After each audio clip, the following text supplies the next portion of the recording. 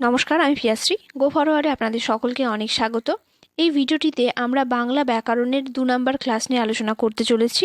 অর্থাৎ বাংলা ব্যাকরণের যে সিরিজটা আমরা শুরু করেছি, তো বিভিন্ন টেট বা টিচিং এক্সামকে টার্গেট করে, তো সেখানে আমরা কিন্তু বাংলা ব্যাকরণের পুরো সিলেবাসটা কভার করব, একদম বেসিক থেকে, একদম স্বরবর্ণ ব্যঞ্জনবর্ণ থেকে যেটা শুরু হচ্ছে এবং একদম হাই যে কনসেপ্ট রয়েছে, সন্ধি, সমাস, কারক, যাবতীয় যা কিছু রয়েছে সব আমরা কমপ্লিট করব স্টেপ বাই স্টেপে। তো আজকে আমরা 2 নম্বর ক্লাস নিয়ে আলোচনা করতে চলেছি।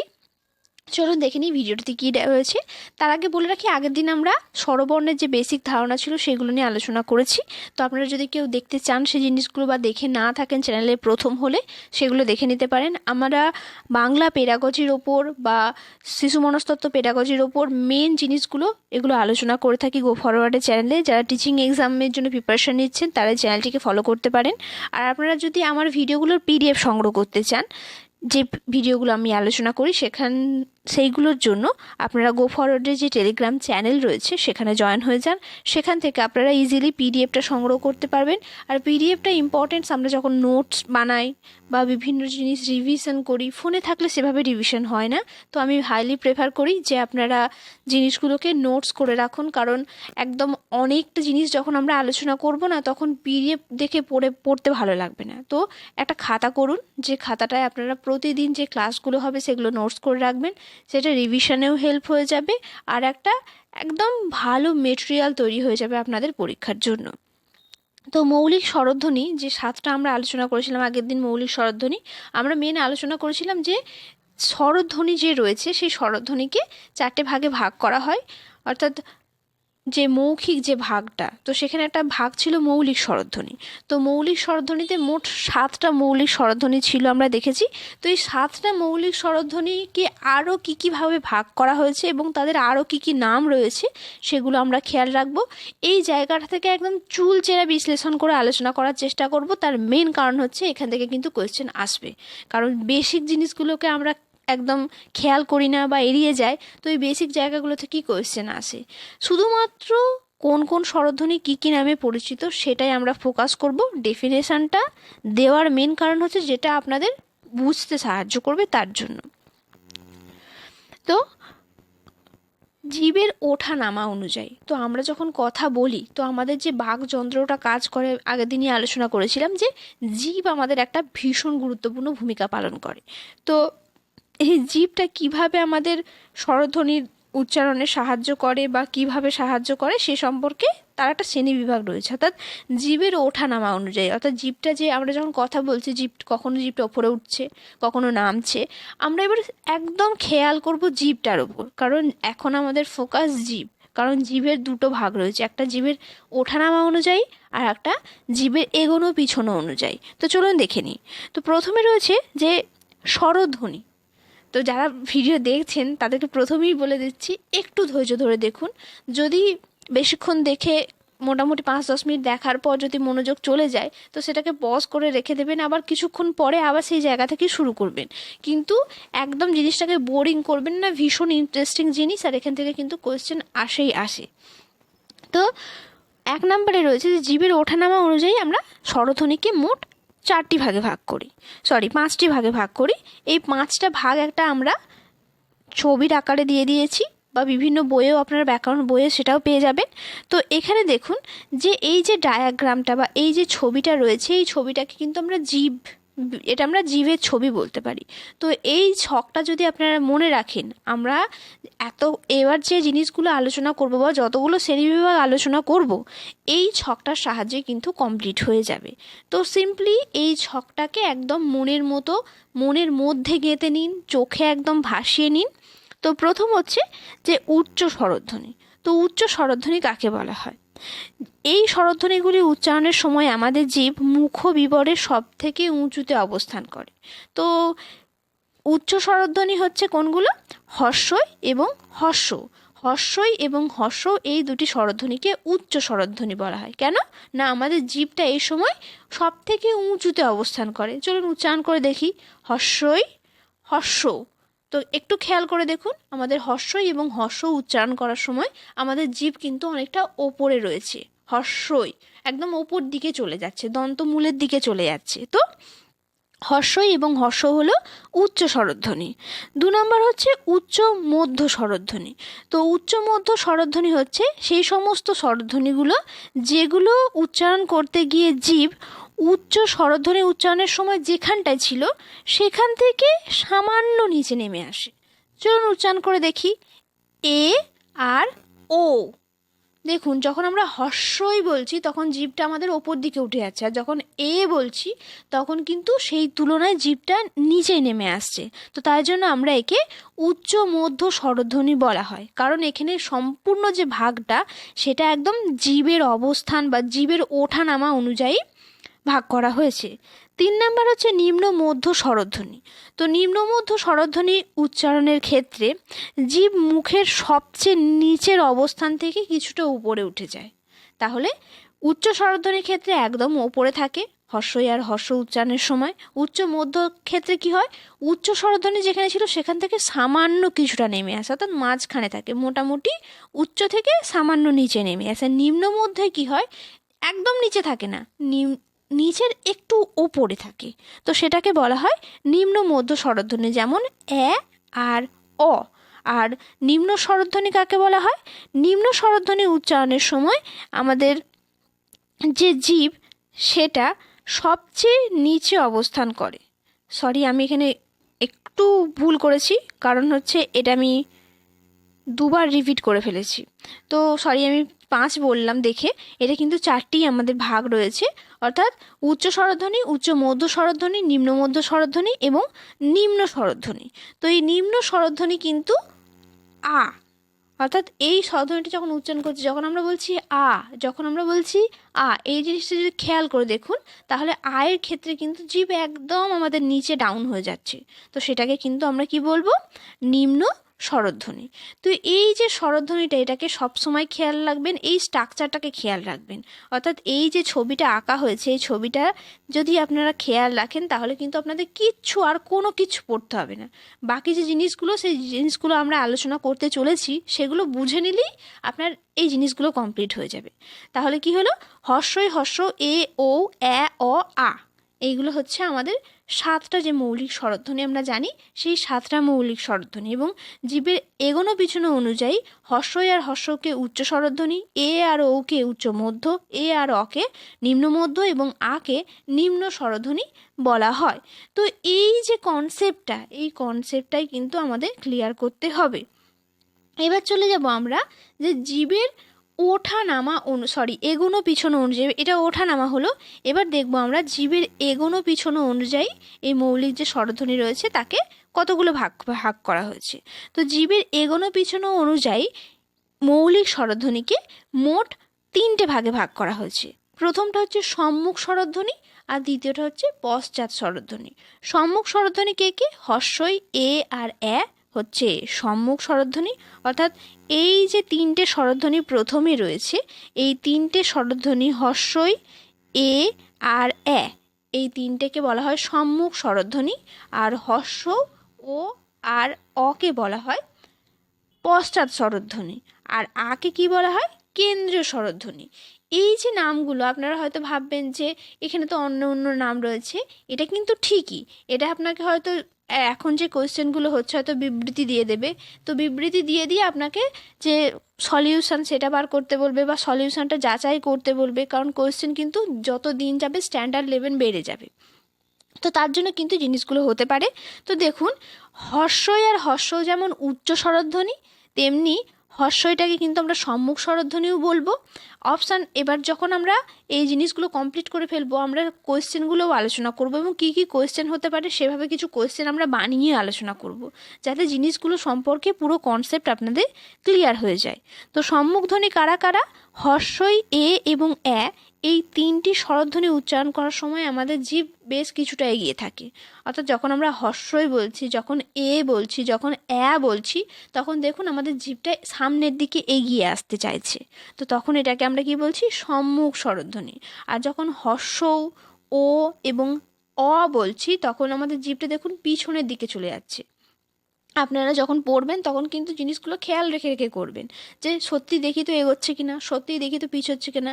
আমরা যখন বলছি হর্ষ, আমরা যখন বলছি ও, আমরা যখন বলছি আ, তখন কিন্তু অ, তখন কিন্তু আমাদের জিনিসগুলো কিন্তু জিভটা পিছনের দিকে চলে যাচ্ছে।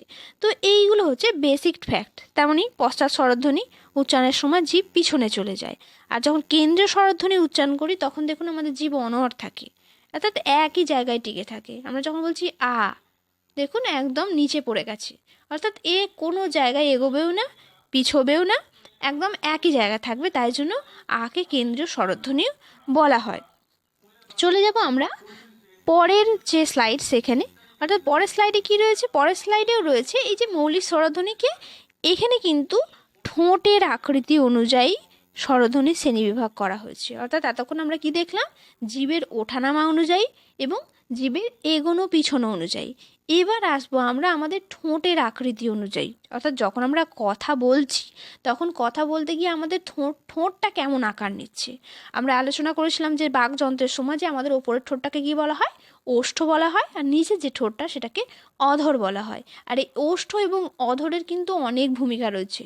যদি আমরা দেখতে যাই আমাদের সমগ্র যে বাকযন্ত্র, ফুসফুস থেকে শ্বাসনালী থেকে আমাদের শরীরের যে বাকযন্ত্র, আমাদের মুখমণ্ডলের যে বাকযন্ত্রটা রয়েছে সেটার কিন্তু প্রত্যেকটা জায়গায় কিন্তু আমাদের যে কোনো স্বরধ্বনি বা ব্যঞ্জনধ্বনি উচ্চারণ করার জন্য বিশেষ ভূমিকা রাখে। তো ঠোঁটের আকৃতি অনুযায়ী স্বরধ্বনির শ্রেণীবিভাগটা দেখি। ঠোঁটের আকৃতি অনুযায়ী স্বরধ্বনিকে মেইনলি 3টে ভাগে ভাগ করা হয়। তো এই 3টে ভাগ কী কী? এই 3টে ভাগ হচ্ছে, প্রথমটা হচ্ছে প্রসারিত স্বরধ্বনি। তো এই প্রসারিত স্বরধ্বনির মধ্যে কি থাকে? এই প্রসারিত স্বরধ্বনি হচ্ছে যখন আমরা কোনো ধ্বনি বা কোনো স্বরধ্বনি উচ্চারণ করার সময় আমাদের ঠোঁট দুটোকে প্রসারিত করি তখন তাকে প্রসারিত স্বরধ্বনি বলা হয়। যেমন হর্ষই, এ, এইগুলো যখন আমরা উচ্চারণ করছি তখন দেখুন আমাদের ঠোঁটটা কিছুটা চওড়া হয়ে যাচ্ছে। হর্ষই, এ, হর্ষের ক্ষেত্রে সেভাবে বোঝা না গেলেও এ কিংবা উচ্চারণ করার ক্ষেত্রে কিন্তু আমরা একদম পরিষ্কার বুঝতে পারি যে আমাদের ঠোঁটটা প্রসারিত হচ্ছে। হর্ষই, এ এবং এইটাকে তাই জন্য আমরা প্রসারিত স্বরধ্বনি বলি, যেহেতু আমাদের ঠোঁটটা প্রসারিত হচ্ছে। আর 2 নম্বরে কি রয়েছে, কুঞ্চিত বা বর্তুল স্বরধ্বনি। কুঞ্চিত মানে আমরা জানি যে কোঁকড়ানো বা ছোট হয়ে যাওয়ার, বর্তুল মানেও কিন্তু ওই ছোট হয়ে যাওয়া বা গোল হয়ে যাওয়া। তো যখন কোনো কিছু উচ্চারণ, কোনো স্বরধ্বনি উচ্চারণ করার সময় ঠোঁট দুটি কুঁকড়ে গিয়ে গোল আকার ধারণ করে। তো নোটগুলো সবসময় আমি চেষ্টা করছি একদম মিনিমাম সাইজে করার, আর জিনিসগুলোকে বোঝার চেষ্টা করুন। ঠোঁটটা গোল হয়ে যাবে বা ছোট হয়ে কুঁকড়ে ছোট হয়ে যাবে যখন আমরা হর্ষও বলছি, যখন আমরা ও বলছি, কিংবা যখন আমরা অ বলছি, তখন দেখুন আমাদের ঠোঁট দুটো ওষ্ঠ আর অধর কিন্তু গোল হয়ে যাচ্ছে, বৃত্তের মতো আকার ধারণ করছে, তখন সেটাকে আমরা কুঞ্চিত বা বর্তুল স্বরধ্বনি বলছি। 3 নাম্বার কি? 3 নাম্বার হচ্ছে যে মধ্যস্থ স্বরধ্বনি। তো মধ্যস্থ স্বরধ্বনি বলতে কি বোঝায়? আমরা একদম মধ্যস্থ শুনেই বুঝতে পারছি যে যেগুলো উচ্চারণ করার সময় বা যে স্বরধ্বনিগুলো উচ্চারণ করার সময় আমাদের যে ঠোঁটটা সেটা মাঝখানেই থেকে যায়, প্রসারিতও হয় না, কুঞ্চিতও হয় না। তো যখন আমরা বলছি, তো বলার সময় দেখুন বিশেষ আমাদের এফোর্টই দিতে হয় না। অর্থাৎ ঠোঁটটা যেরকম রয়েছে সেভাবে বললেই হয়ে যায়, জাস্ট একটা শ্বাস বায়ু বাহার হয়, বাইরে চলে যায় বা বেরিয়ে যায়, তখন কিন্তু আটা সহজে উচ্চারণ হয়ে যায়। তাই জন্য আটাকে আমরা মধ্যস্থ স্বরধ্বনি বলি। তো এই ছিল ঠোঁটের আকৃতি অনুযায়ী কিছু বেসিক শ্রেণীবিভাগ। এই জিনিসগুলো আমরা যে একদম ইজিয়েস্ট নোট রয়েছে, আপনারা কিন্তু বুঝতে পারবেন আমার এটা মনে হচ্ছে। আমি চেষ্টা করছি সব সময় যে জিনিসগুলো আপনারা যদি বুঝতে পারেন। তাও যদি আপনাদের কোনো জায়গায় অসুবিধা হয় আপনারা আমাকে কমেন্ট করে জানাতে পারেন। আমি চাই যদি আপনাদের অসুবিধা হয় তেমন, আমি জিনিসটা কিন্তু আর একবার রিপিট করে দেব। যেহেতু আমার কাছে লাইভ যে ক্লাস তার কোনো অ্যারেঞ্জমেন্ট নেই, তার জন্য কিন্তু জিনিসগুলো রেকর্ড দিতে হচ্ছে। আমি ভবিষ্যতে চেষ্টা করব জিনিসগুলো যাতে লাইভ করানো যায় আর ফেস টু ফেস করানো যায়। নোটস আমি আপনাদের এমনিই প্রোভাইড করে দেবো যেভাবে হোক। তো মুখ গহ্বরের শূন্যস্থান, এবার এতক্ষণ আমরা কি দেখলাম? প্রথমে ঠোঁটের ওঠানামা, জিভের ওঠানামা, তারপর জিভের এগোনো পিছনো, তারপর ঠোঁটের আকৃতি অনুযায়ী, এবং তারপরে কি আসছে আমাদের 3 নম্বরে আসছে যে মুখ গহ্বরের শূন্যস্থান অনুযায়ী, অর্থাৎ আমাদের মুখটার মধ্যে কোনো স্বরধ্বনি উচ্চারণ করতে গিয়ে কতটা জায়গা থাকছে বা থাকছে না, কতটা শূন্যস্থান তৈরি হচ্ছে আমাদের বাকযন্ত্রের মধ্যে বা মুখ গহ্বরের মধ্যে, সেটার কথা বলা হয়েছে। তো প্রথমটা কি রয়েছে? সংবৃত স্বরধ্বনি, অর্থাৎ মুখ গহ্বরের শূন্যস্থান অনুযায়ী স্বরধ্বনিকে বা মৌলিক স্বরধ্বনিকে 4 ভাগে ভাগ করা হয়। এক হচ্ছে সংবৃত স্বরধ্বনি, যেসব স্বরধ্বনি উচ্চারণ করার সময় জিভ সামনের দিকে সব থেকে উঁচুতে থাকে এবং ঠোঁট দুটি সবচেয়ে কম খোলা থাকে। তাহলে দেখুন, কোথাও না কোথাও যে আমরা আগে 3টে জিনিস যে পড়ে এসেছি, সেই 3টে জিনিসের কিন্তু একদম জিস্টের জিনিস হচ্ছে এটা, যে সংবৃত স্বরধ্বনি আমরা কাকে বলবো? যে স্বরধ্বনিগুলো উচ্চারণ করার সময় আমাদের জিভটা সামনের দিকে এগিয়ে যাবে আর তার সাথে সাথে ঠোঁট দুটো কম খোলা থাকবে, যেমন হর্ষই এবং হর্ষ, এই দুটোকে কিন্তু সংবৃত স্বরধ্বনি বলা হয়। 2 নম্বরে কি রয়েছে? 2 নম্বরে রয়েছে বিবৃত স্বরধ্বনি, একদম লোয়ার মোস্টটা।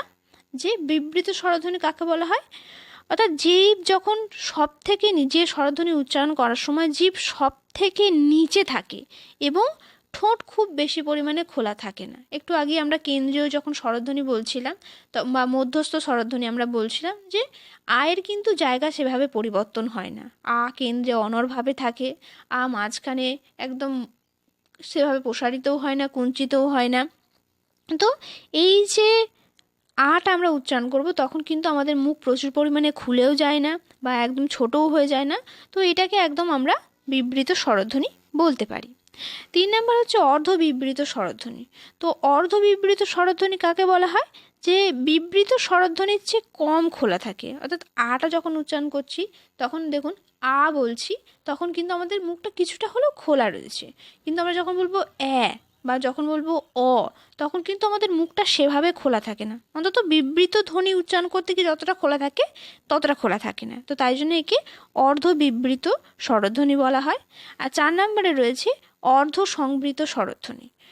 অর্ধ সংবৃত স্বরধ্বনি অর্ধ বিবৃত স্বরধ্বনির চেয়ে কম খোলা থাকে, অর্থাৎ এটার উপর ডিপেন্ড করে আবার এইটার সংজ্ঞা দেওয়া হয়েছে, যে প্রথমে বলা হলো কি এটার তুলনায় এটা কম খোলা থাকবে, এবং এটা যখন যেমন উচ্চারণ করা হয় তার তুলনায় অর্ধ যে সংবৃত এ আর ও, এটা আরও কম খোলা থাকে, তো সেটাকে অর্ধ সংবৃত স্বরধ্বনি বলা হয়। এখানে কিন্তু বারবার আমি বলে দিচ্ছি যে আমাদের এখানে কিন্তু এই যে ডেফিনেশনগুলো আমরা দিয়েছি সেগুলো জাস্ট বোঝার জন্য। আমাদের কাছে মেন যে ইম্পর্টেন্ট জিনিস সেটা হচ্ছে আমাদের এই যে ছবি, সেই ছবিটা, কারণ এই ছবিটাই কিন্তু আমাদের পুরো যে এতগুলো শ্রেণীবিভাগ আমরা আলোচনা করলাম সেটাকেই কিন্তু আমাদের দর্শায়। অর্থাৎ দেখুন, এই জিনিসটা যদি আমরা আর একবার একটু খেয়াল করে দেখি, প্রথম থেকে সামান্য একটু রিভিশন আমরা করব, যে হর্ষই এ আর একে কিন্তু আমরা সম্মুখ স্বরধ্বনি বলতে পারি, হর্ষ এ ও অকে আমরা পশ্চাৎ স্বরধ্বনি বলতে পারি। আবার কি এটা যখন আমরা এমনি ঠোঁটের আকৃতি অনুযায়ী যখন বলবো তখন কিন্তু আমরা এটাকে প্রসারিত স্বরধ্বনি বলতে পারি, আর তারপরে কিন্তু এটাকে কুঞ্চিত বা বর্তুল স্বরধ্বনি বলতে পারি। এটাকে প্রথমে আমরা উচ্চ স্বরধ্বনি, এটাকে উচ্চ মধ্য, এটাকে আমরা নিম্ন মধ্য এবং নিম্ন, অর্থাৎ শুধু নামগুলোকে আমাদের মাইন্ডে রাখতে হবে। এই স্ট্রাকচারটা তো যেমন তেমনই থাকবে। পরীক্ষার হলে কিন্তু এই জিনিসটা যদি আপনার মনে থাকে, একবার জাস্ট ছবিটা আপনারা এঁকে জিনিসটাকে কিন্তু তাড়াতাড়ি সলভ করতে পারবেন। অনেক সময় কোয়েশ্চেন থাকে যে হর্ষই সংবৃত স্বরধ্বনি, হর্ষই বিবৃত স্বরধ্বনি, কিংবা অনেক সময় দেখবেন দেয়া থাকে যে হর্ষই এ অ সম্মুখ স্বরধ্বনি, ও হর্ষ ও অ পশ্চাৎ স্বরধ্বনি। এই যে এই রিলেটেড যে কোয়েশ্চেনগুলো থাকে, আবার অনেক সময় কোয়েশ্চেন স্টেটমেন্ট দেওয়া থাকে যে হর্ষই উচ্চ স্বরধ্বনি, আবার অনেক সময় দেখবেন দেওয়া থাকবে হর্ষই প্রসারিত ধ্বনি, আবার দেওয়া থাকতে পারে হর্ষই সম্মুখ ধ্বনি। তাহলে সত্য না মিথ্যা এরকম যাচাই করতে দিতে পারে। অর্থাৎ কোয়েশ্চেন কিন্তু যেমন তেমন হতে পারে, শুধু আপনাদের কনসেপ্ট তৈরি করতে হবে জিনিসগুলোর ওপর। যদি আপনি কনসেপ্ট তৈরি করতে পারেন তাহলে কিন্তু আপনাদের পুরো জিনিসগুলো ক্লিয়ার হয়ে যাবে। তো তাই জন্য বলছি আপনারা নোটস তৈরি করুন এবং একাধিকবার রিভিশন দিন, কারণ রিভিশন আলটিমেটলি গিয়ে প্র্যাকটিস আর রিভিশনই কাজ করে আমাদের পরীক্ষার সময়। তো একটা বেসিক যে জিনিস এতক্ষণ আমরা আলোচনা করলাম এর জিস্টের ভাব দেখে নিন, যেটা আমরা বলছিলাম এক্ষুনি যে বিভিন্ন রকম কোয়েশ্চেন হতে পারে। তো একবার আমরা দেখে নিই যে তাহলে কি হর্ষইটা সম্মুখ স্বরধ্বনি, এটা সম্মুখ স্বরধ্বনি, এটা সম্মুখ স্বরধ্বনি, হর্ষ ও পশ্চাৎ স্বরধ্বনি, ও পশ্চাৎ স্বরধ্বনি, অপশ্চাৎ স্বরধ্বনি। তার সাথে সাথে কি এরা কিন্তু সকলে বর্তুল স্বরধ্বনিও, আর তার সাথে সাথে সম্মুখ স্বরধ্বনির সাথে সাথে এরা প্রসারিত স্বরধ্বনি। তার সাথে সাথে হর্ষই এবং হর্ষ উচ্চ স্বরধ্বনি, এ আর ও এরা কিন্তু উচ্চ মধ্য স্বরধ্বনি, এ আর অ নিম্ন মধ্য স্বরধ্বনি। আর আটা হচ্ছে আটারও অনেকগুলো নাম রয়েছে। আটাকে আমরা নিম্ন স্বরধ্বনি বলতে পারি, আটাকে আমরা মধ্যস্থ স্বরধ্বনি, আটাকে আমরা কেন্দ্রীয় স্বরধ্বনি বলতে পারি। তো এদের কিন্তু বিভিন্ন জনের বিভিন্ন রকম নাম রয়েছে। যেমন একটা মানুষের বিভিন্ন রকম নাম হয়, যেমন বাড়িতে ডাক নাম হয়, স্কুলের নাম হয়, তো সেই রকমই এদের কিন্তু বিভিন্ন নাম রয়েছে। তো এই 7জন ব্যক্তির যে বিভিন্ন নাম রয়েছে, এই 7জনের বিভিন্ন নামটা আমাদের জন্য ভীষণ ইম্পর্টেন্ট। তো আমরা এটা মনে রাখবো। আর স্বরধ্বনি নিয়ে যখন আলোচনা করছি তার সাথে সাথে একটা জিনিস আমাদের উঠে আসে, সেটা হচ্ছে প্লুত স্বর কি। তো প্লুত স্বরটা হচ্ছে, এমনিতে প্লুত স্বরের কোনো চিহ্ন নেই, যে অকে যেরকম আমরা লিখি আকারে বা আকৃতিতে, যেমন আমরা অ লিখছি কিংবা আ লিখছি, বা বিভিন্ন যে জিনিসগুলো স্বরধ্বনি ব্যঞ্জনধ্বনি রয়েছে তাদের যে চিহ্ন থাকে, প্লুত স্বরের কিন্তু কোনো চিহ্ন নেই। অর্থাৎ এই স্বরটা শুধুমাত্র কি বলা হয়, দেখুন যে প্লুত স্বরের ডেফিনেশনটা আমরা একটু দেখে নেবো একদম ইজিয়েস্ট ওয়েতে। গান গাইতে, দূর থেকে কাউকে ডাকতে কিংবা কান্নার সময় যখন হ্রস্ব দীর্ঘ নির্বিশেষে যে কোনো স্বরকে অতিমাত্রায় বিলম্বিত করা হয় তখন তাকে প্লুত স্বর বলা হয়। দেখুন স্বরধ্বনি যে ভাগগুলো রয়েছে, কিছু হ্রস্বস্বর রয়েছে, কিছু দীর্ঘস্বর রয়েছে। যেগুলো আমরা দীর্ঘক্ষণ ধরে উচ্চারণ করি সেগুলোকে দীর্ঘস্বর, আর যেগুলো আমরা কম সময়ে উচ্চারণ করি সেটাকে আমরা হ্রস্বস্বর বলি। তো এই দীর্ঘস্বর এবং হ্রস্বস্বর কিন্তু আমাদের যে ব্যঞ্জনমালা বা আমাদের যে বর্ণ পরিচয়ের যে বর্ণগুলো রয়েছে ধরতে গেলে কিন্তু কেউই দীর্ঘ ব্যঞ্জন বা দীর্ঘ স্বর নয়, সবাই প্রায় হ্রস্বস্বরই। কিন্তু যখন হ্রস্ব দীর্ঘ নির্বিশেষে সবাইকে দীর্ঘভাবে উচ্চারণ করা হয়, অনেকক্ষণ ধরে উচ্চারণ করা হয়, তখন তাকে প্লুত স্বর বলা হয়। যেমন আমরা কখন এখানে যেমন উদাহরণ দেওয়া হয়েছে যে যখন আমরা মাকে ডাকি তখন আমরা কি বলি, শুধু মা, মা কোথাও দূরে রয়েছে তখন আমরা তাকে ডাকি মা বলে, কিংবা কাউকে ডাকছি তার নাম ধরে, নামটা ডাকার সঙ্গে সঙ্গে তার আরও একটু টেনে দিই, কিংবা গান করার সময় সুর যখন ধরা হয় তখন কোনো ধ্বনিকে বা কোনো শব্দকে অনেকটা টেনে গানটা করা হয়। অর্থাৎ যখন কোনো শব্দকে আমরা অতিরিক্ত মাত্রায় টেনে নিয়ে একদম, দেখেন গার্ডার যেমন টানলে অনেকটা লম্বা হয়ে যায়, তেমনি সেই রকমই কোনো শব্দকে একটা যখন আমরা টেনে নিয়ে বাড়িয়ে দিয়ে উচ্চারণ করি তখন সেটাকে আমরা প্লুত স্বর বলবো। তো এর কোনো আকৃতি হয় না, এর কোনো সিম্বল নেই, এটাকে জাস্ট আমরা নিজেদের সুবিধার্থে কাউকে ডাকতে কান্নার সময় তখন এই হ্রস্ব দীর্ঘ স্বর ভেদাভেদ না করে আমরা যে কোনো স্বরকে বিলম্বিত করে উচ্চারণ করে থাকি। তো এই ছিল আমাদের যে স্বরবর্ণমালা, যে স্বরবর্ণের যে 7টা মৌলিক স্বরধ্বনি আমরা আলোচনা করেছিলাম তাদের বিভিন্ন ভাগ দেখলাম। এই ভাগগুলো কিন্তু ভীষণ ইম্পর্টেন্ট, বারবার বলছি জিনিসগুলোকে নোট করে রাখুন। আর অবশ্যই ভিডিওটা কেমন লাগলো আপনারা লাইক কমেন্ট করে জানাতে ভুলবেন না। ভিডিওটা ভালো লাগলে শেয়ার করুন সবার সাথে, যাতে বাংলা ব্যাকরণে যাদের কনসেপ্টে সমস্যা রয়েছে, যাতে বাংলা ব্যাকরণ সম্পর্কে আপনারা সকলে একদম মাস্টারই হয়ে যান। তো সেই টার্গেটটা নিয়ে আমরা শুরু করছি বাংলা ব্যাকরণ। অবশ্যই চ্যানেলে প্রথম হলে চ্যানেলটিকে সাবস্ক্রাইব করে দেবেন এবং পাশে থাকবেন। প্রথম থেকে শেষ পর্যন্ত ভিডিওটি দেখার জন্য আপনাদের সকলকে অনেক ধন্যবাদ। নমস্কার, আজকে এতটুকুই। পরের দিন আবার আসছি কোনো ভালো ব্যাকরণের টপিক নিয়ে। অবশ্যই আমাদের সিরিজ ওয়াইজ টপিকগুলো হবে। নমস্কার, আজ এতটুকুই।